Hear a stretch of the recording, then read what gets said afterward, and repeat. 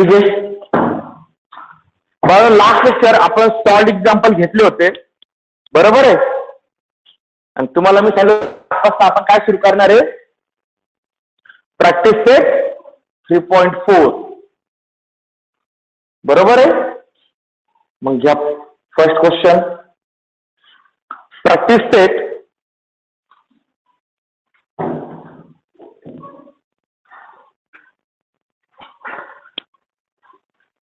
Practice set 3.4, practice set 3.4 IMP practice set आहे हा, तर IMP करून ठेवा. प्रॅक्टिस सेट 3.4 त्यातला क्वेश्चन नंबर 1 घ्या.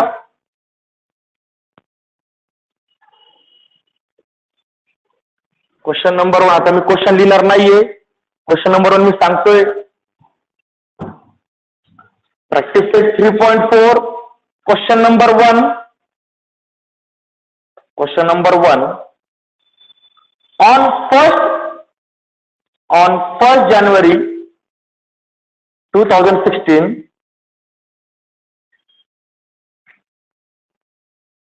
on 1st January 2016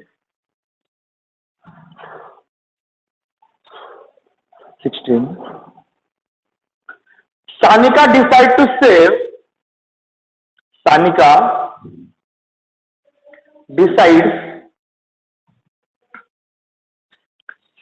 decides to save ₹10, ₹11 on second day. ₹11 on second day, ₹12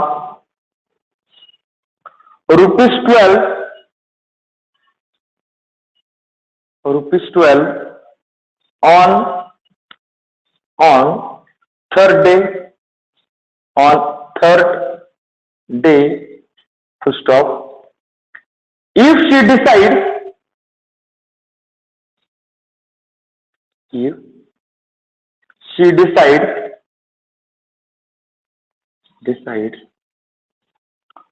to save like this,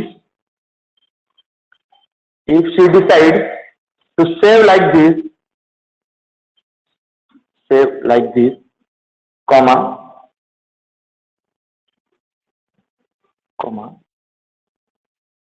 then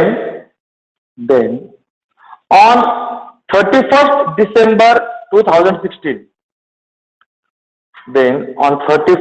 December 2016, what would be her saving? What would be her total saving? Total saving.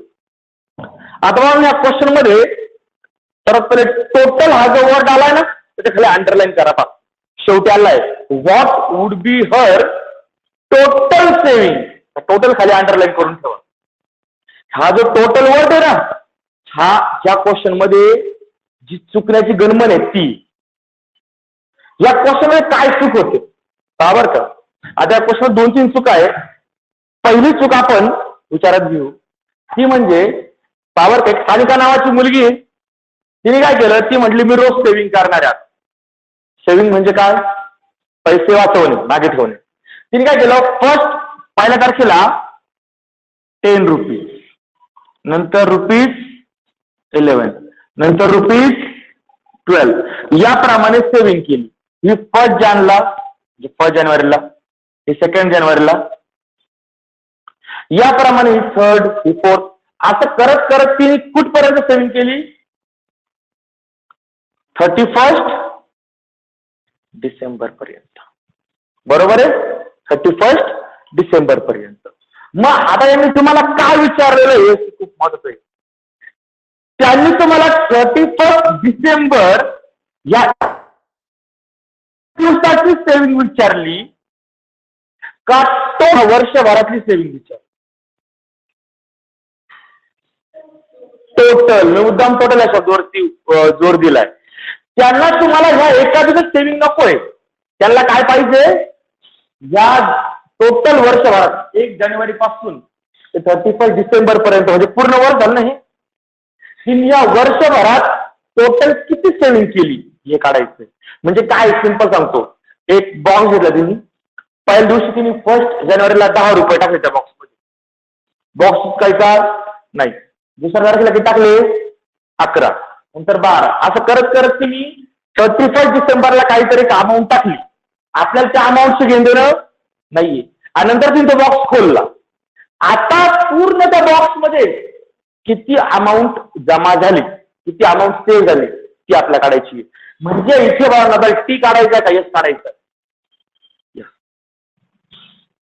हे कोणत्या वर्डवर समजतंय, total. त्या क्वेश्चनमध्ये जर त्यांनी फक्त असं म्हटलं असतं, what would be her saving then on 31 December her saving, total हा वर्ड जर काढून टाकला, टोटल हा वर्ड काढून टाकला, तर मात्र तुम्हाला फक्त ह्या दिवशी तिने किती रुपये सेव्ह केले तुम्हाला टी काढावं लागेल. बरोबर आहे. आणि टोटल म्हटल्यामुळे तुम्हाला काय सम काढावं लागेल. म्हणजे या क्वेश्चन मधला सर्वात महत्वाचा वर्ड कोणता आहे, आपला टीचा फॉर्म्युला वापरायचा का यसचा फॉर्म्युला वापरायचा. बरोबर आहे त्याला, अरे इथपर्यंत समजलं, ठीक आहे. इयर कोणतं,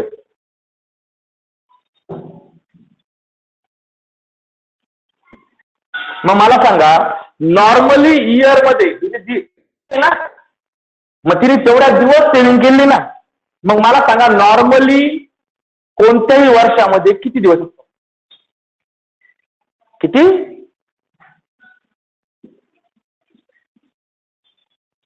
नॉर्मली.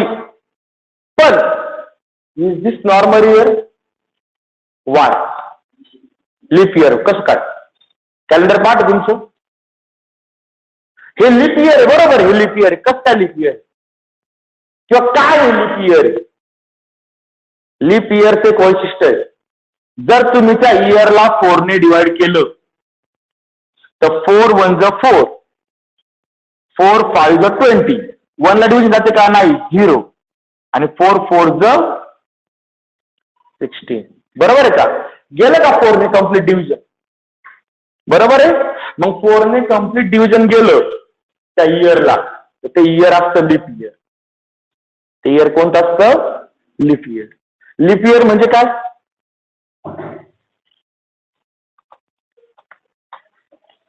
तुम्ही तर पटापट बोलता. लीप इयर म्हणजे काय, ज्या इयर मध्ये फेब्रुवारी महिन्यामध्ये 1 दिवस जास्त असतो त्याला आपण लीप इयर म्हणतो. मग लीप इयर मध्ये 29 फेब्रुवारी हा दिवस असतो. लीप इयर मध्ये 29 फेब्रुवारी हा दिवस असतो, बाकीच्या इयर मध्ये नसतो. म्हणजे ज्याचा वाढदिवस ह्या दिवशी असतो ना 29 फेब्रुवारीला, त्याचा वाढदिवस दरवर्षी नाही येत, 4 वर्षातून एकदा येतो. नॉर्मली फेब्रुवारी 28 संपवतो, बरोबर आहे. पण 4 वर्षातून 1 वर्ष असं येतं ज्या वर्षी फेब्रुवारी मध्ये 29 ही तारीख असते. बरोबर आहे. म्हणजे हा 1 दिवस वाढतो ना. मग नॉर्मल इयर मध्ये 365 दिवस आहे. मग लीप इयर मध्ये किती असतात, 1 जास्त असतात. म्हणजे किती झाले टोटल, 366. बरोबर आहे.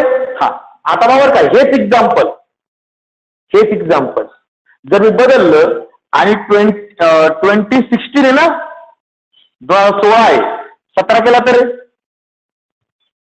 मग आता लीप इयर नाहीये का, 4 ने डिव्हिजन जाणार नाही. 18ला पण 4 ने जाणार नाही डिव्हिजन, 19ला पण नाही, 20ला 2020 4 ने कम्प्लीट डिव्हिजन जाईल. बरोबर आहे. म्हणजे ज्या इयरला 4 ने कम्प्लीट डिव्हिजन जाते ते काय असतं, लीप इयर असतं. मग आता 2016 हे लीप इयर होतं, त्यानंतर 2020 होतं, त्याचा पुढचं कोणतं येणार आहे, 24. डिवाइड बाय 4 करता 4 तर ऍड कर जाऊन पाहिजे तुम्हाला चेक करून पाहिजे. माझ्या डोक्याच्या हवाला लीप इयर मध्ये किती दिवस असतात? ओके, आता हिने जी सेव्हिंग केली ही 2016 ला केलेली, म्हणजे मी किती दिवस सेव्हिंग केली रे? 366. 365 घ्यायचे का? नाही. माझा दुसरा मुद्दा इथं लक्षात घ्या की इथे तुम्हाला यस फाइंड करायचं आहे, पण यस 365 ने फाइंड करायचं, यस 366 फाइंड करायचं. फरक समजला? Lip year non lip year मधला फरक कळला? म्हणजे जर तुम्हाला कोणतंही इयर दिलं तुम्ही लिप आहे का नाही फाइंड करू शकता. कसं? डिवाइड बाय 4 करून पाहिजे. जर कम्प्लीट डिव्हिजन गेली ते लिप इयर आहे, आणि कम्प्लीट डिव्हिजन जर नाही गेली, रिमाइंडर जर शिल्लक राहिला, याचा अर्थ ते लिप इयर. बरोबर आहे. मग आता खाली आपल्या घ्यायचे खाली सोल्युशन. आता क्वेश्चन आपला पूर्ण समजला, काय फाइंड करायचं हे पण समजलं. सोल्युशन. सानिकाज डेली सेव्हिंग, सानिकाज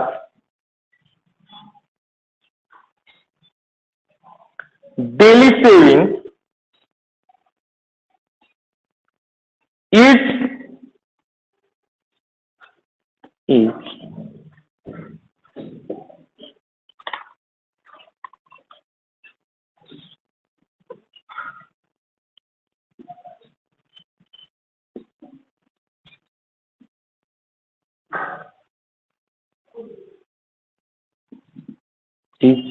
काय येईल? पहिल्या दिवशी किती सेव्ह केले? 10 रुपीज, नंतर 11, नंतर 12 अँड सो ऑन. मान्य का प्रत्येकाला? अरे मान्य प्रत्येकाला. ओके, माझा पहिला मुद्दा आहे, ही एपी आहे का? Is this AP? Y? Common difference is 1 किंवा सेम. बरोबर आहे. मग इथं मला म्हणता येईल here common difference is constant. बरोबर आहे. and therefore this is an AP. बरोबर आहे. मग आता AP जर असेल इथं फर्स्ट टर्म,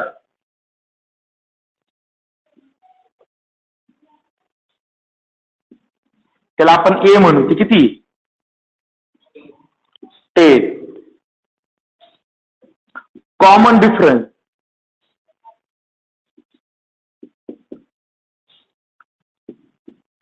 डी, तो किती आहे? 1. बरोबर आहे. आता आपल्याला फाइंड करायचं आहे टोटल म्हणजे सम. यस फाइंड करायचं आहे. बरोबर आहे. मग आता यस साठी आपल्याला एन माहित पाहिजे. मग आता तिने प्रत्येक दिवसाला सेव्हिंग केलेली ना. बरोबर आहे. मग खाली घ्या,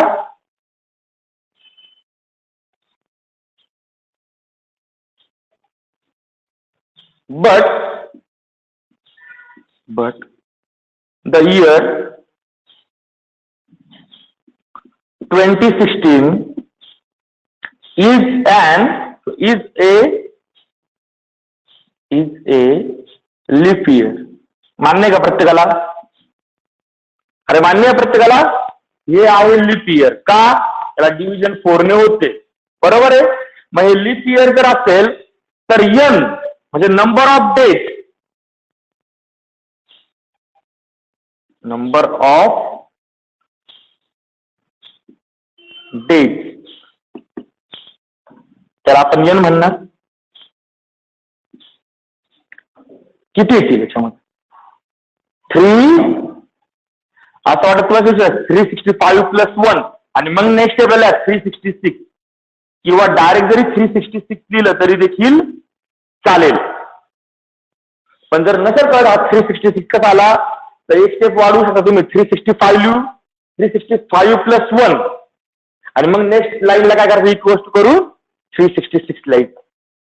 का? हे लीप इयर आहे म्हणून. बरोबर आहे.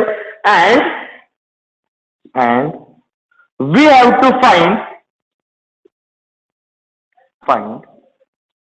total saving. मान्य का प्रत्येकाला? we have to find total saving. Total saving find करायची म्हणजे टोटल म्हणजे काय? यस फाइंड करायचं, सम फाइंड करायची, बरोबर आहे ना. मग इथे आपण फॉर्म्युला घेणार, we know that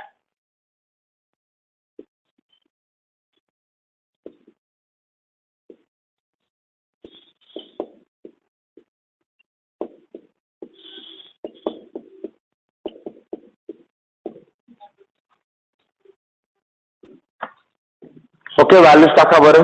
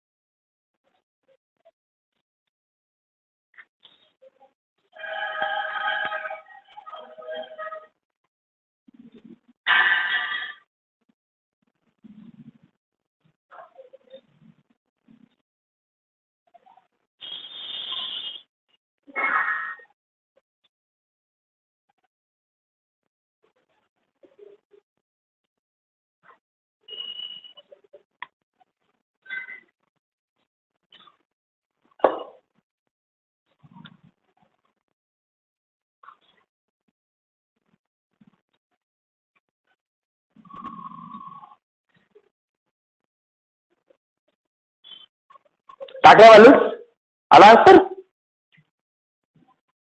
okay. Yes, यांची व्हॅल्यू टाकायची आहे 366 is equal to 366 upon 2 into bracket 2a. याची व्हॅल्यू किती आहे 10 प्लस यांची व्हॅल्यू 366 मायनस 1 इंटू डी ची व्हॅल्यू 1. ओके. तर पहिले 2 ने डिव्हिजन होईल. 2 1 जा 2, 2 1 जा 2, 2 8 जा 16 and 2 3 जा 6.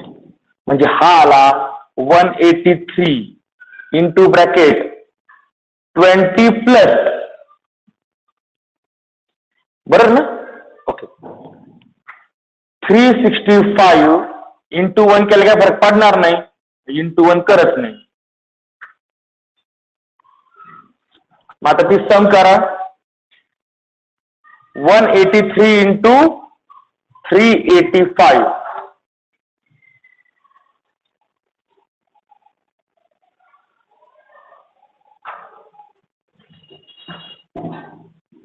लास्ट ते मल्टिप्लिकेशन करायचं आहे.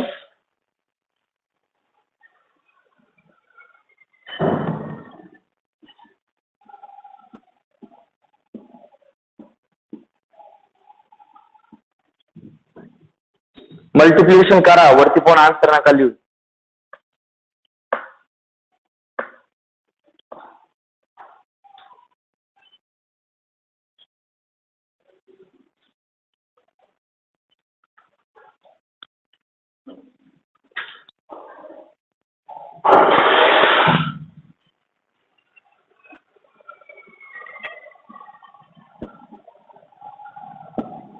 आणि शेवटी वर्ड मध्ये परत आन्सर लिहायचे. Therefore Sanika's total saving on 31st December 2016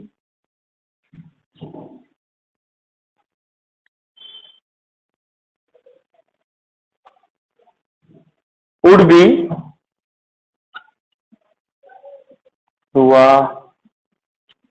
each rupees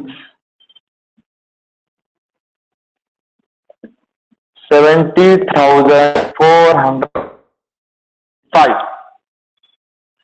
शेवटी तुम्हाला बाळांनो परत वर्ड मध्ये आन्सर लिहायचंय.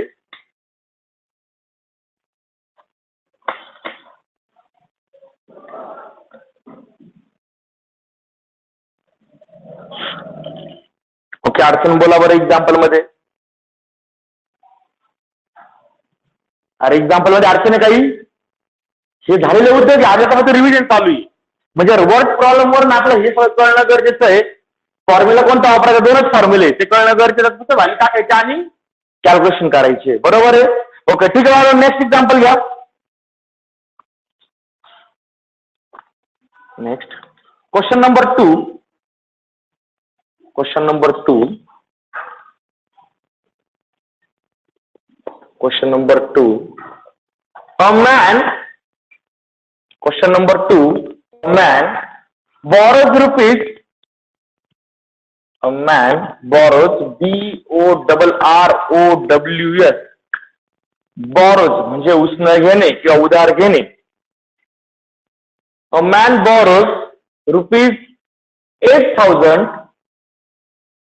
and agree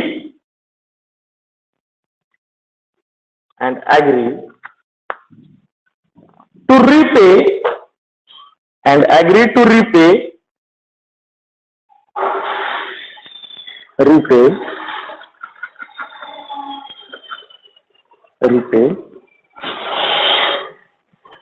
with a total interest of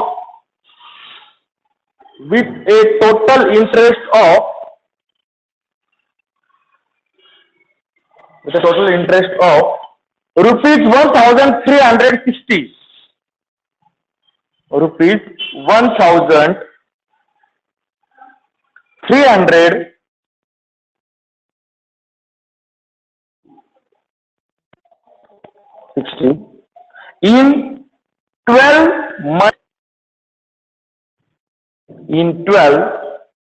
monthly installments. Each installment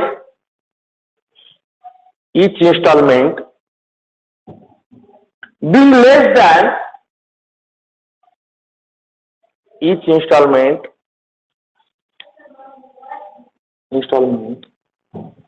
less than the preceding one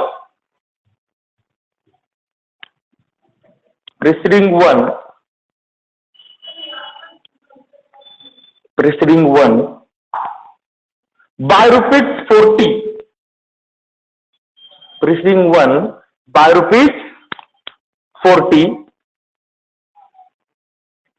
Find the amount of first and last installment.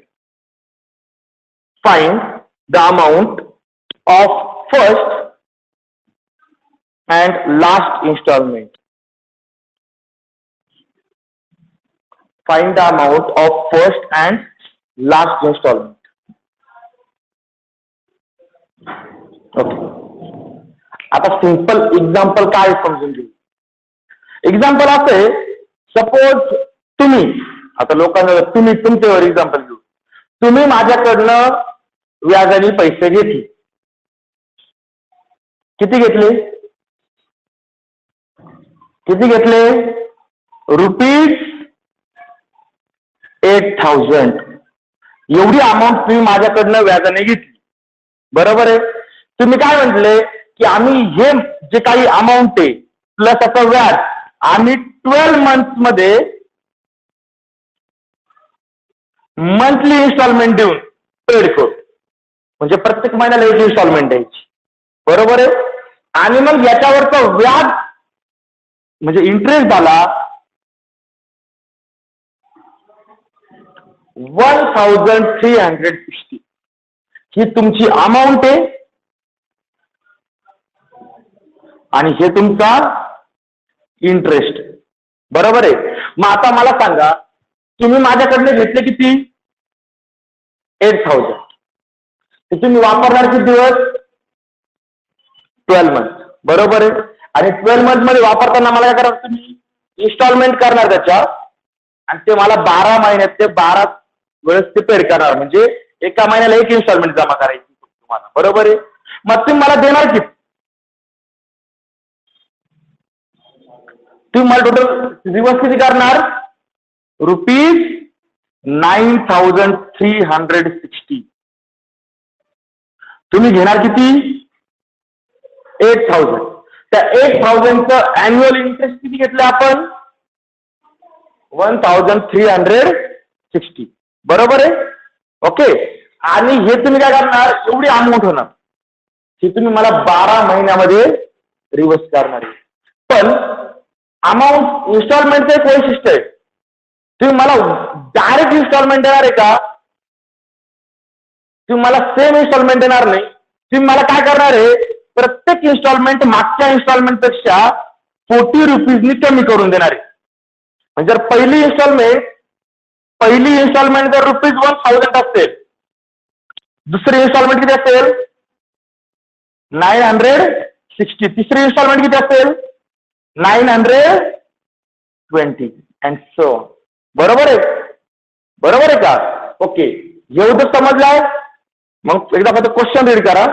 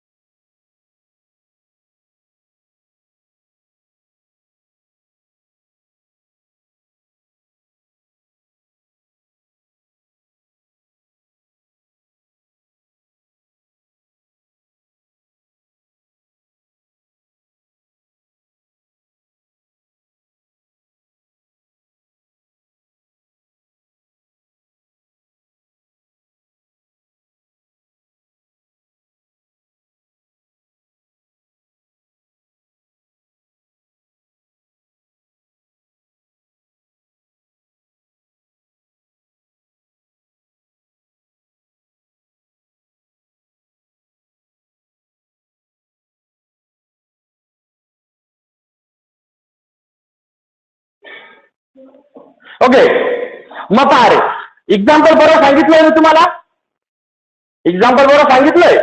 काय करायचंय, तुम्ही माझ्याकडनं 8000 बॉरो केले, त्या 8000चा इंटरेस्ट किती झाला? 1360. म्हणजे तुम्हाला मला टोटल रिपे किती करायचे? 9360. In how many installment? 12 monthly installment. म्हणजे 12 मंथली इन्स्टॉलमेंट 12 इन्स्टॉलमेंट झाल्या.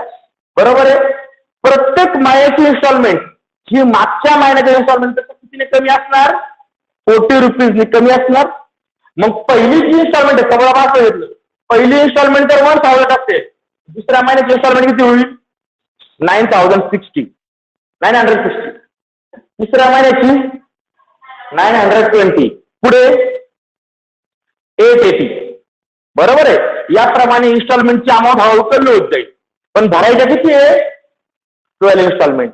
आणि शेवटची इन्स्टॉलमेंट ज्यावेळेस तुम्ही जमा करणार आहे, इन्स्टॉलमेंट कमी कमी होतालच ना, जेव्हा तुम्ही माझ्याकडे शेवटची इन्स्टॉलमेंट जमा करणार आहे, त्यावेळेस आपण 12 इन्स्टॉलमेंटची सम केली, किती भरली पाहिजे?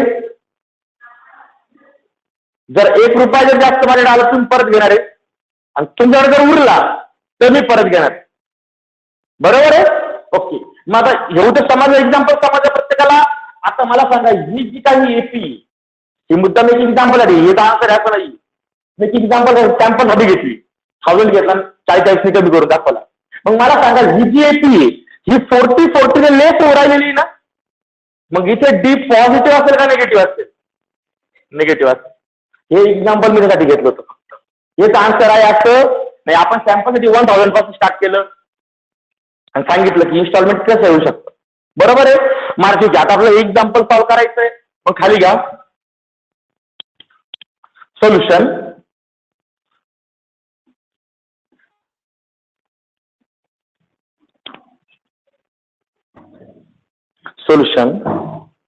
त्यात लिहा, a man borrows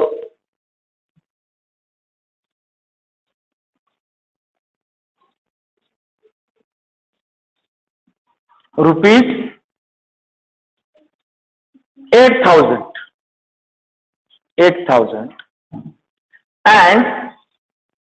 and decided to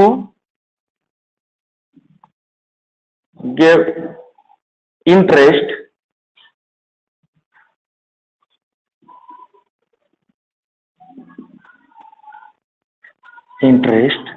rupees 1,360. 1,360 मान्य? अरे मान्य आहे का? Therefore total amount to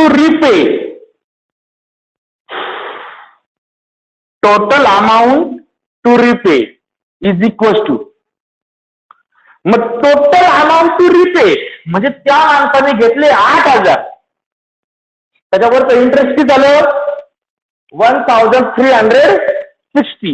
मग आता मला सांगा त्या माणसाला टोटल रिपे किती करायचे? त्याला rupees 9,360.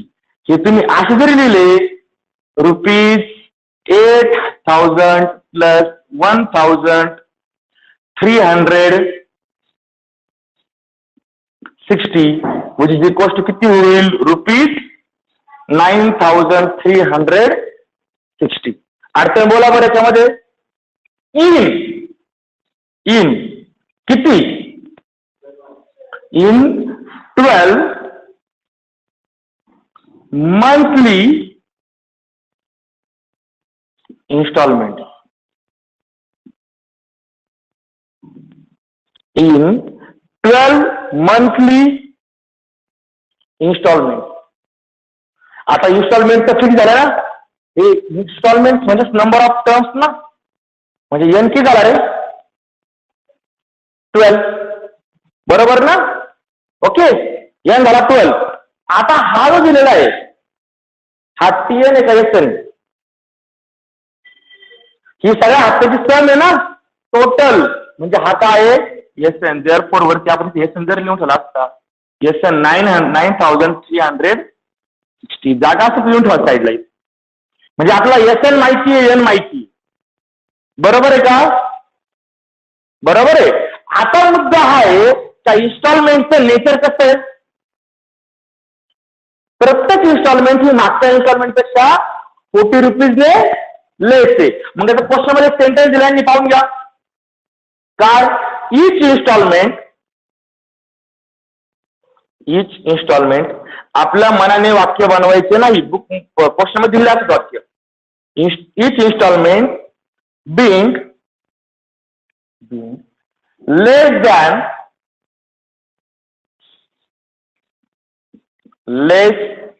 than the preceding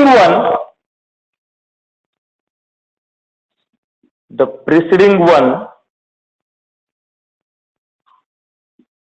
by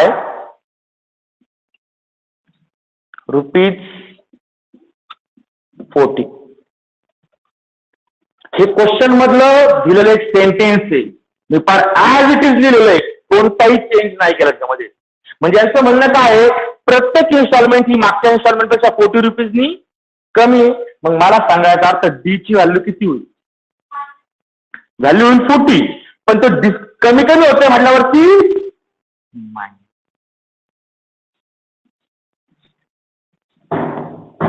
अडचण बोला बरं.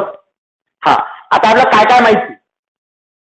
एसएन माहितीये, एन माहितीये, डी माहितीये. बरोबर आहे.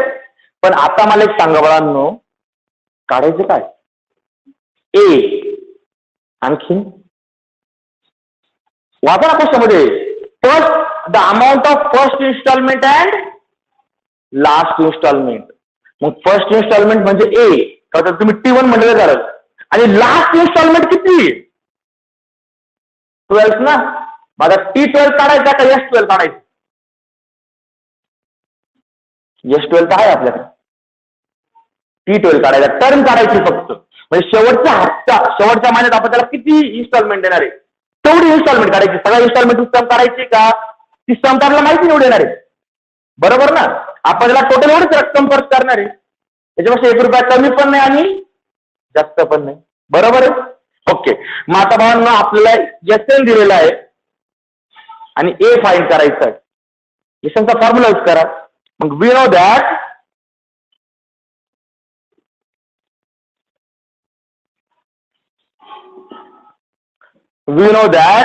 एसएनचा फॉर्म्युला काय आहे, S N is equal to N upon 2 into bracket 2a plus N minus 1 into D. द्या व्हॅल्यू टाकून. एसएनची व्हॅल्यू आहे का आपल्याकडे?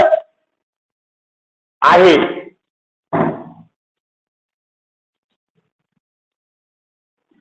एनची व्हॅल्यू ती पण आहे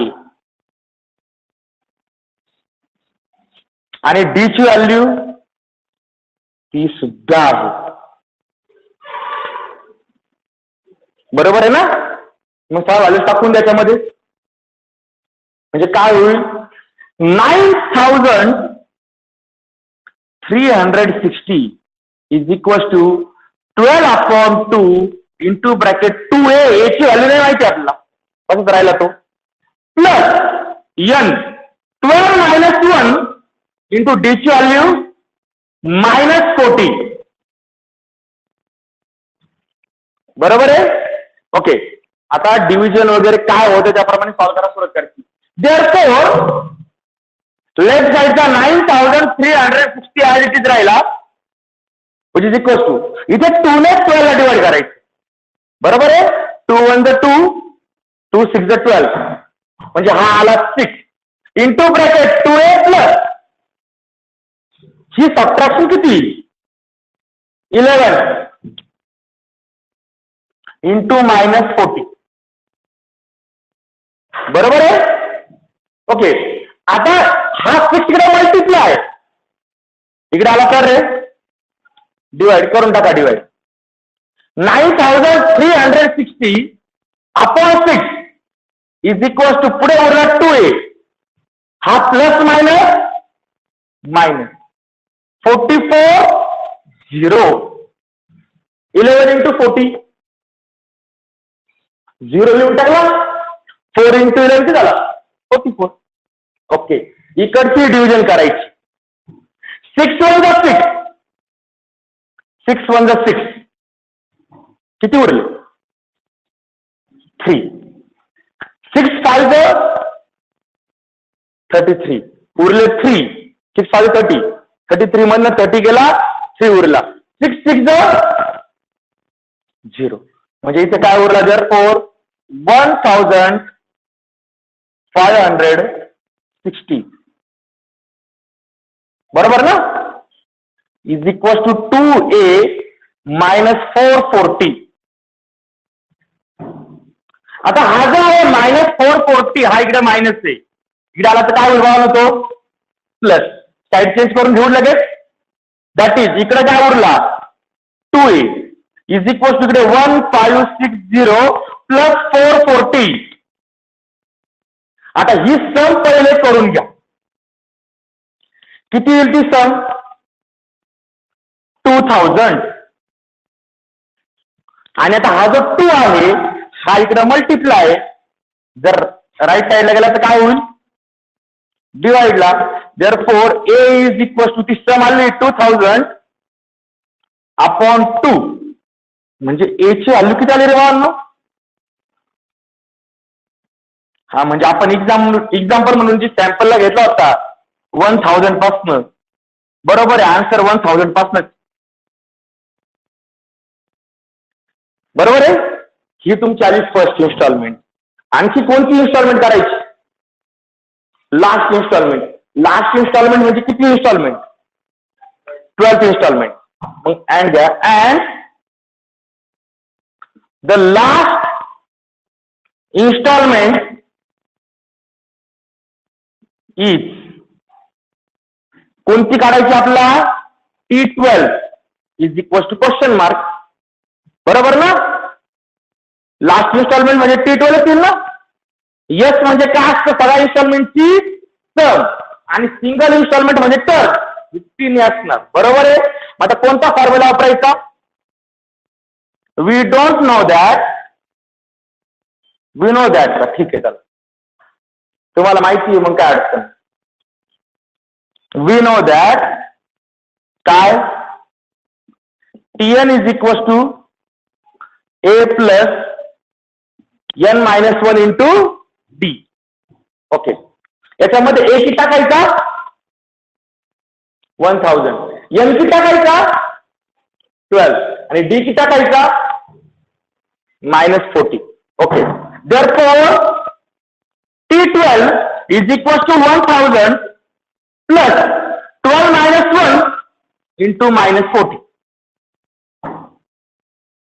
म्हणजे इथे येईल 1000 प्लस ही सबट्रॅक्शन किती येईल? इंटू -40 म्हणजे 1000 मायनस 440. आन्सर किती येईल?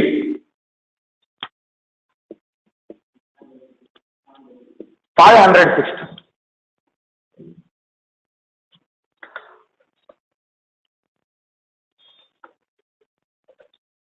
मग खाली वर्ड मध्ये आन्सर द्यावा लागेल ना. खाली शेवटी आन्सर काय लिहिणार? therefore the first installment is of rupees 1000 and the last installment is of rupees 560. Okay, इथपर्यंत आन्सर लिहा.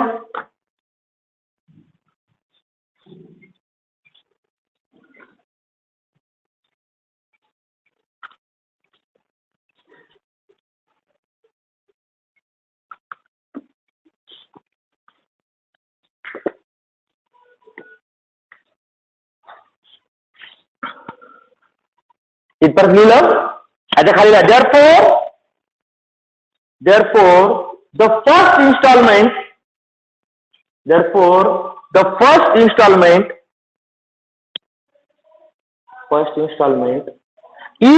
of rupees 1000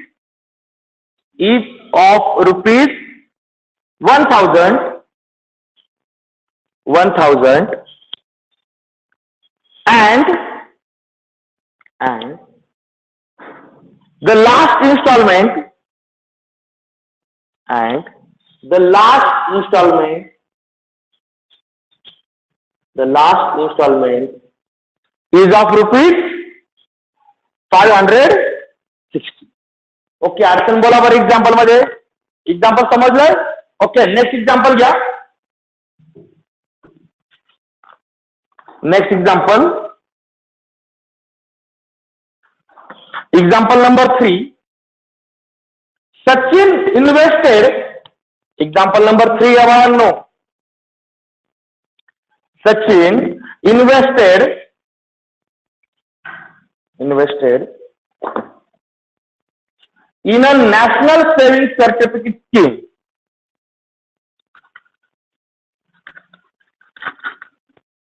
Sachin invested in the national savings certificate scheme. National savings certificate scheme. In the first year, he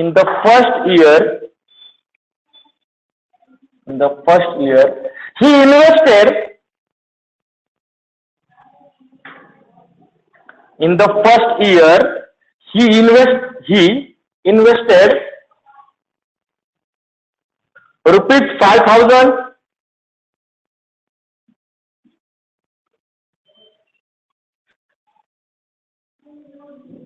Rupees 5,000.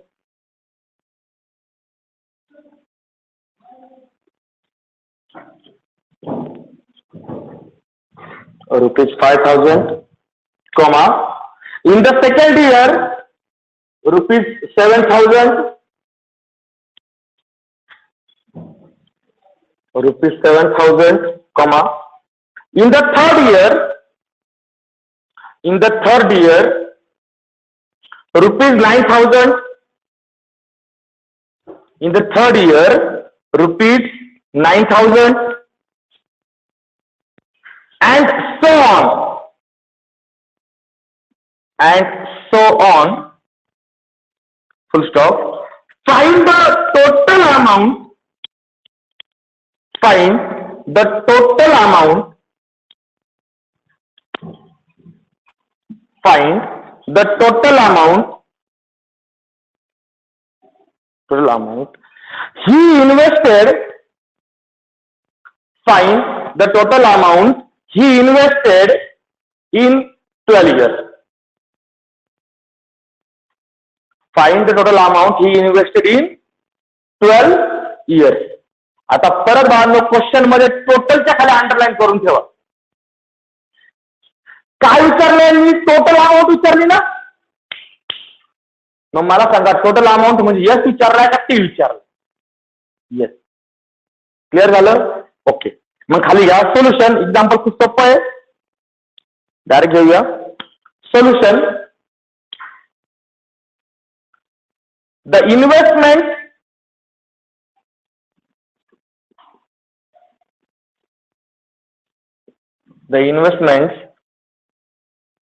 of Sachin in national saving certificate. In national saving certificate. जर तुम्हाला chapter number 4 असतो ना financial planning, तिथे national saving सर्टिफिकेटला shortly NSC म्हणतात. तिथे NSC म्हणजे काय? National saving certificate. मग the investment of Sachin in national saving certificate are as. कशा आहेत त्या? Are as. पहिल्या वर्षी किती इन्व्हेस्ट केले? 5,000. दुसऱ्या वर्षी, तिसऱ्या वर्षी अँड बरोबर आहे. अरे बरोबर बाळांनो, म्हणजे आता प्रत्येक वर्षी 2,000 इन्व्हेस्टमेंट वाढवत चाललेलं आहे. बरोबर आहे. मग मला सांगा is this AP or not? कसं काय? Common difference is same. किती डिफरन्स आहे? 2,000. मग इथं आपण म्हणणार हिअर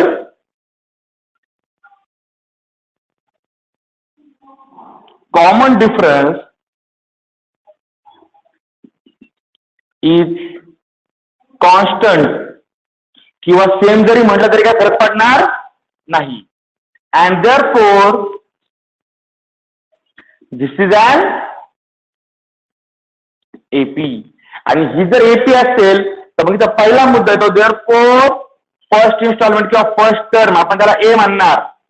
ती किती? 10,000. 5,000. ठीक आहे, चला तुम्ही म्हणता म्हणून 5,000. अँड कॉमन डिफरन्स डी किती उलटो? कितीने इन्क्रीमेंट हो राहिली? हा, आता प्लस घ्यायचा का मायनस घ्यायचा? प्लस. का? कारण जे अमाऊंट त्या वाढत चाललेलं आहे. बरोबर आहे ना? ओके. हा आला डी. ए भेटला, डी भेटला. आता काय फाईन करायचं? अशा किती इन्स्टॉलमेंट भरल्या दिल्या त्यांनी? कसं रीड करा बरं. इन 12 इयर्स म्हटलं म्हणजे त्यांनी किती वर्ष इन्स्टॉलमेंट भरल्या? 12 वर्ष. ओके. नाव फॉर 12 इयर्स यांची व्हॅल्यू किती होईल? 12.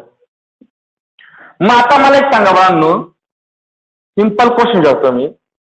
तुम्हाला 12व्या वर्षी जी अमाऊंट भरली ती अमाऊंट पाहिजे का टोटल 12 वर्षाची अमाऊंट भरण्याची अमाऊंट पाहिजे? टोटल. मी तुम्हाला आधी सोडवण्याच्या अंडरलाईन करायला लावली. बरोबर आहे. तुम्हाला 12व्या वर्षी किती भरण्याची घेणे नाहीये. तुमचं म्हणणं आहे 12 वर्ष सगळी अमाऊंट किती झाली ती काढा. बरोबर आहे. मग आता आपल्याला कोणती काढायची आहे? एस एन काढायचं आहे. मग वी नो दॅट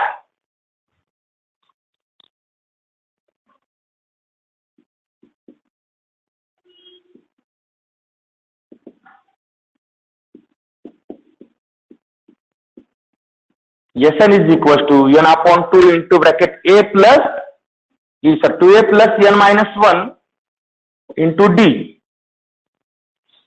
ओके. टाका बरं व्हॅल्यू. एची व्हॅल्यू आहे का बाळांनो आपल्याकडे? आहे. एन ची व्हॅल्यू आहे आणि डी ची व्हॅल्यू सुद्धा आहे. सगळ्या व्हॅल्यू टाकून द्या. देअरफॉर यस एन किती आहे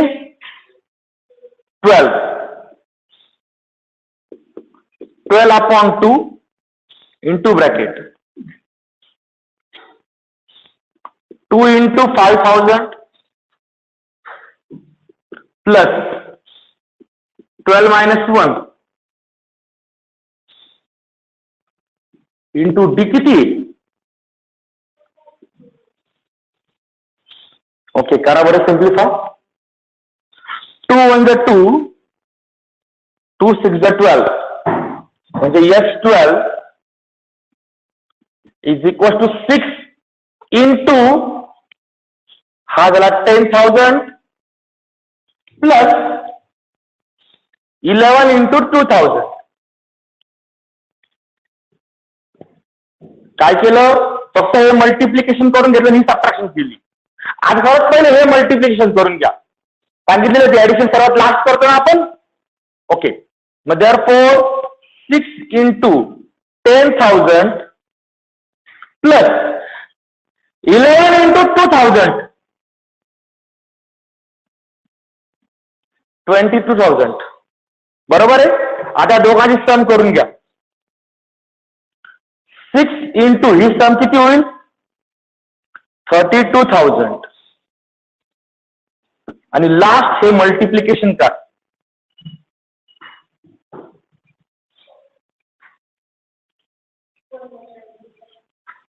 1,92,000. Okay 1,92,000.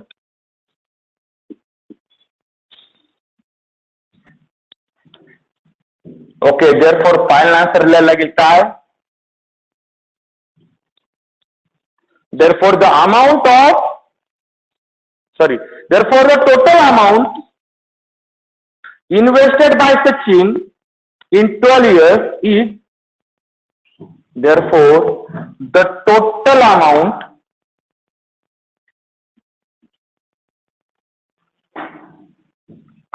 invested by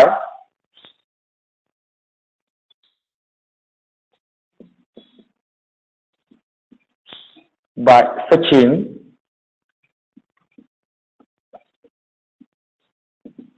in 12 years is किती आली is rupees 1,92,000 ओनली. 12 वर्षात त्याने एवढी रक्कम गुंतवली. अडचण. अरे एक्झाम्पल समजलं प्रत्येकाला. ओके 3 एक्झाम्पल झाले. उद्या राहिलेले 3 एक्झाम्पल चॅप्टर संपलं. 6 एक्झाम्पल आहे बरोबर आहे. ठीक आहे. आता सायन्सचा लेक्चर होणार नाहीये. आज सायन्सचा लेक्चर होणार नाहीये.